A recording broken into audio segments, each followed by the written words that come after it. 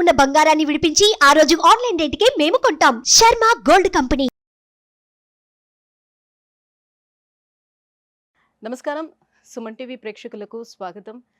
ప్రస్తుతం మనతో పాటు ఉన్నారు శ్రీచక్రపీఠ వ్యవస్థాపకులు, అలాగే ప్రముఖ జ్యోతిష్య పండితులు, మనందరికీ సుపరిచితులైనటువంటి డాక్టర్ ప్రదీప్ జోషి గారు మనతో పాటు ఉన్నారు. ఈ క్రోధినామ సంవత్సరం 27 నక్షత్రాల వారికి ఏ రకంగా ఉండబోతుంది ఏంటనే విషయాన్ని తెలియజేసేందుకు గురుగారు నమస్కారం. శ్రీమాత్రే నమః. మీ జన్మ నక్షత్రం ఇంపార్టెంట్. ఇప్పుడు నేను చెప్పేది ఏది జన్మ నక్షత్రం, నామ నక్షత్రము కాదు. నామ నక్షత్రం వేరు, జన్మ నక్షత్రం వేరు. నామ నక్షత్రానికి ఏ రాశి ఫలాలు గాని ఏ గోచార ఫలితాలు గాని వర్తించవు. పేరు పేరే, పేరులో కొంచెం బలం ఉండాలి, అంతకుమించి ఏం లేదు. అది న్యూమరాలజీ అనుకోండి. మిగతాదంతా కూడా ఇప్పుడు నేను చెప్పేటువంటి నక్షత్ర ఫలితాలు ఏవవుతున్నాయి నామ నక్షత్రాన్ని బట్టి, నేను చెప్పేటువంటి పరీక్ష ఏవైతే నక్షత్ర ఫలితాలు ఏవైతున్నాయో ఇవి జన్మ నక్షత్రం అయితే తెలుసుకోవాలి. మీ జన్మ నక్షత్రం మీకు తెలియదంటే నా వెబ్సైట్కి విజిట్ అవ్వండి. అక్కడ మీ date of birth, time, place అన్ని కూడా ఎంటర్ చేయండి.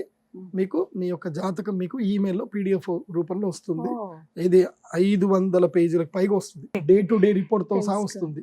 అంటే ఈ రోజు ఏం జరగబోతుంది, రేపు ఏం జరగబోతుంది అనేది సూచన ప్రాయంగా డే టు డే రిపోర్ట్ తో సహా వస్తుంది. సో అది మీరు స్వీకరించవచ్చు. మీ జన్మ నక్షత్రం అక్కడి నుంచి తెలుసుకోండి. పేర్లను బట్టి ఇప్పుడు శ్రీనివాస్ అని పేరు ఉంటుంది, అందరు తులారాశి అని చెప్పేస్తారు. కాదు.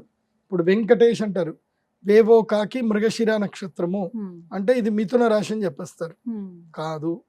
సో ఇలా పేరును బట్టి మీరు రాశులు చెప్పుకోకండి, నక్షత్రాలు చెప్పుకోకండి, దాని ఫలితాలు ఉండవు.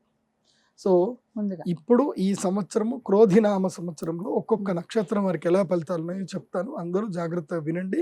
మీ జన్మ నక్షత్రాన్ని బట్టి మీరు నోట్స్ రాసుకోండి. గురుగారు, పూర్వాషాఢ నక్షత్రం వాళ్ళకి ఈ క్రోధినామ సంవత్సరం ఎలా ఉండబోతుంది, వారి గుణగణాలు ఎలా ఉంటాయి, ఇంకా ఎలాంటి పరిహారాలు పాటించుకుంటే ఈ సంవత్సరం అంతా వాళ్ళు కూల్గా ఉంటారు? శ్రీ గురుభ్యో నమః. శ్రీమాత్రే.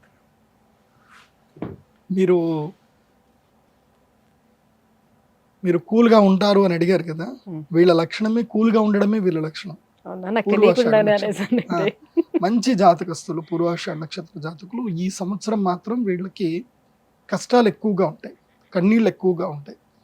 అనుకున్న వాళ్ళు అయిన పనులు ఏవి జరగవు, అన్నీ డిలే అవుతాయి, మోసాలు ఎక్కువగా జరుగుతాయి.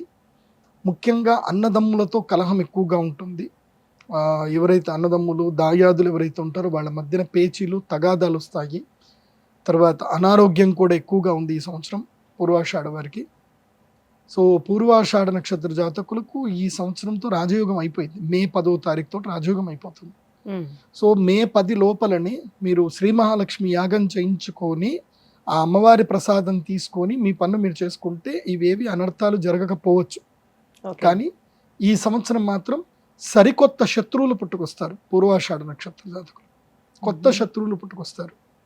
వీళ్ళు వ్యక్తిగతంగా చాలా ఉదార స్వభావము, కరుణ స్వభావము, చాలా దీనంగా ఉంటారు, చాలా గ్రౌండ్ టు ఎర్త్ ఉంటారు, అందరినీ ప్రేమగా పలకరిస్తారు. వీళ్ళకి దాదాపుగా ప్రాబ్లమ్స్ రావు. కాకపోతే వీళ్ళని అందరూ వాడుకోవడం ఎక్కువగా ఉంటుంది. వీళ్ళని అందరూ వాడుకుంటారు. వీళ్ళకి ఎవరైనా ఏదైనా అంటే వీళ్ళకి కొట్లాడడము కోప్పడడం రాదు. వీళ్ళకి సరే పోన్లే మనం ఏం చేస్తాం అని సంభాలించుకొని పోతారు అంతే. ఎవరైనా జీవితంలో అడ్జస్ట్ అవుతారు, బాగుంటారు, వీళ్ళ వల్ల మనకు సమస్యలు రావు అంటే అది పూర్వాషాఢ నక్షత్రం. ముఖ్యంగా కుటుంబ సమస్యలు ఎంత పెద్ద సమస్యలు అని దాన్ని ఈజీగా సాల్వ్ చేసుకొని ఎలా సెట్ చేసుకోవాలనే వ్యక్తిత్వం ఉండేది మాత్రం పూర్వాషాఢ నక్షత్రం. అందుకోసం మేము ఎప్పుడైనా ఏదైనా పెళ్లి సంబంధంలో అమ్మాయిది పూర్వాషాఢ నక్షత్రం అంటే కళ్ళు మూసుకొని పెళ్లి చేసుకోండి అని చెప్తాం. ఎందుకోసం అంటే ఆ అమ్మాయి వల్ల ఇంట్లో ఏ తగాదాలు రావు, ఆమె అందరినీ సెట్ చేసేసుకుంటుంది అనమాట. సో అలాంటి నక్షత్రం మంచి నక్షత్రం. మితంగా మాట్లాడతారు. ఎస్. వాళ్ళు ఎక్కువ సీరియస్ తీసుకోరు, వాళ్ళకి ఈగోస్ ఉండవు. పూర్వాషాఢ నక్షత్రం ఈగోస్ ఉండవు. ఎదుటి వాళ్ళ ఈగోని సాటిస్ఫై చేస్తూ ఉంటారు. అలా పని నడిపించుకుంటూ వెళ్ళిపోతూ ఉంటారు. చాలా కొంతమంది వాళ్ళ జాతకంలో శనిగ్రహం కనుక లగ్నంలో ఉంటే దీనికి ఎగ్జాక్ట్గా ఆపోజిట్గా ఉంటారు. లగ్నంలో శని ఉన్నా కుజుడున్నా ఎగ్జాక్ట్గా ఆపోజిట్గా ఉంటారు ఈ నక్షత్రం. అయితే ఎదుగుదల ఎలా ఉంటుంది లైఫ్, అది వాళ్ళ జాతక ప్రకారం చూసుకోవాలి. కానీ ఈ సంవత్సరం మాత్రం పూర్వాషాఢ నక్షత్రం వారికి స్టాప్. ఈ సంవత్సరం ఏం బాగలేదు. శత్రువులు పుట్టుకొస్తారు, రుణాలు ఎక్కువ అవుతాయి, ఖర్చులు ఎక్కువ అవుతాయి, ప్రయాణాలు అనవసరంగా చేయవలసింది ఉంటుంది, అయిన వాళ్ళు కూడా దూరం అవుతారు. ఇలాంటి కొన్ని అయితే జరుగుతాయి. దాని విషయంలో మీరు జాగ్రత్తగా ఉంటే సరిపోతుంది. ముఖ్యంగా మీరు అమ్మవారి యొక్క ఒక ప్రత్యేకమైన తంత్ర పూజ ఉంటుంది. అది రియల్ ఎస్టేట్ వ్యాపారం చేయాలి. ఎందుకోసం అంటే వీళ్ళకి లక్ష్మీ యోగము జన్మతః వచ్చేస్తుంది. వీళ్ళకి పూర్వాషాఢ నక్షత్రం వాళ్ళు ఎవరు కూడా బిలో పావర్టీ ఉన్న వాళ్ళు ఎవరైతే ఉండరు నాకు తెలిసి. వీళ్ళకి జన్మతః లక్ష్మీ యోగం ఉంటుంది. వీళ్ళ దగ్గర డబ్బులకు ఎప్పుడు కొదవ ఉండదు, అది గుర్తుపెట్టుకోండి. డబ్బులకు కొదవ ఉండదు, వీళ్ళు ఎక్కడుంటే అక్కడ డబ్బు వచ్చేస్తూ ఉంటుంది. సో కానీ ఈ సంవత్సరం ఆ డబ్బు ఏదైతుందో నిరర్థకంగా వ్యర్థమైతే ఏదైతే ఉంటుందో అది జరగొద్దు అని అంటే మీరు కమలాత్మిక తంత్రము అనే ఒక పూజ ఉంటుంది. కమలాత్మిక తంత్రము, అదేవిధంగా భువనేశ్వరి తంత్రం. నాకు తెలిసి మోస్ట్ ఆఫ్ ద ఫిల్మ్ ఇండస్ట్రీలో ఉండేవాళ్ళు, తర్వాత డైరెక్టర్సు, ఆ తర్వాత రియల్ ఎస్టేట్ వ్యాపారస్తులు, వాళ్ళంతా కూడా పూర్వాషాఢ నక్షత్రంలో నాకు ఉన్నారు తెలిసిన వాళ్ళు. కొంచెం ఫిల్మ్ స్టార్స్ కూడా నా క్లయింట్స్ ఉన్నారు. కాకపోతే నేను నా ఫిల్మ్ స్టార్స్ ఎవరు నా క్లయింట్స్ ఉన్నారో నేను ఎక్స్పోజ్ చేయను. ఎందుకోసం అంటే అది చూసి నా దగ్గర రావద్దు, నన్ను చూసి రావాలి. కానీ ఎవరో ఒక ఫిల్మ్ స్టార్ వచ్చి నాతో ఫోటో దిగాడు, నా దగ్గర జాతకం చెప్పించుకున్నట్టు నువ్వు నా దగ్గరకు వస్తే నా వాల్యూ ఏముంటుంది నేను అట్లా ఒప్పుకోను. నేను మీరు చెప్పింది కరెక్ట్ గా ఉందా, మ్యాచ్ అయిందా లేదా, మనం చెప్పించుకోవచ్చా, జెన్యున్ గా ఉందా లేదా అని అట్లానండి. మీకు మీరుగా తెలుసుకోండి. వేరే ఎవరో చూపించుకున్నారు చేసుకున్నారంటే మీరు వస్తారు అంటే అది రాంగ్. అది ఎందుకోసం ఇంకోటి ఏంటంటే వాళ్ళ ప్రైవసీ నేను కాపాడాలి. ఎందుకోసం అంటే వాళ్ళు నా దగ్గరికి వచ్చినప్పుడు ఎవరైనా గుర్తుపెట్టుకోండి, తమ జీవితంలో జ్యోతిష్యుడి దగ్గరికి, అడ్వకేట్ దగ్గరికి, చార్టర్డ్ అకౌంట్ దగ్గరికి, డాక్టర్ దగ్గరికి వెళ్ళి వాళ్ళు పూర్తిగా ఎక్స్పోజ్ అవ్వాల్సిందే. ఎక్స్పోజ్ అవ్వకపోతే వాళ్ళ జీవితంలో ఏం దొరకదు, వాళ్ళకి కెరియర్ దొరకదు. ఓకే, సో వాళ్ళు మా దగ్గరికి వచ్చి ఎక్స్పోజ్ అవుతారు. కాబట్టి వాళ్ళ భయం ఏంటంటే వచ్చినప్పుడే ప్రామిస్ చేసుకుంటారు, గురూజీ నాతో ఫోటోలు దిగకూడదు, నేను మీ క్లయింట్ అని ఎవరికి చెప్పకూడదు అని వాళ్ళు మొదలే ప్రామిస్ చేయించుకుంటారు. ఎందుకోసం అంటే షేర్ చేసుకుంటారు కదా. మళ్ళీ ఎవరన్నా వస్తారు, ఆయన వచ్చాడు కదా ఏంది అని నన్ను అడుగుతారు.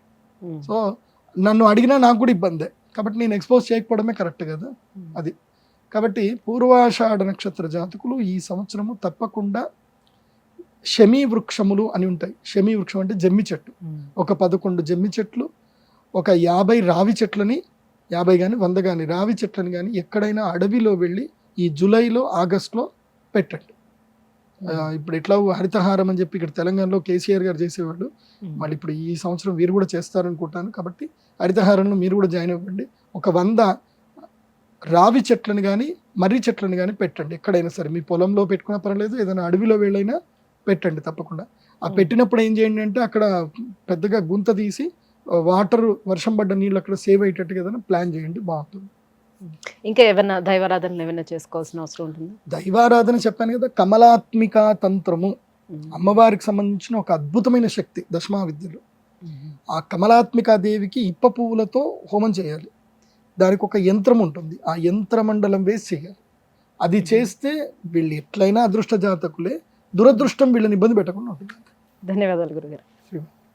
సుమన్ టీవీలో మీ పర్సనల్ అండ్ బిజినెస్ ప్రమోషన్స్ కోసం కింది నెంబర్కి కాంటాక్ట్ చేయండి.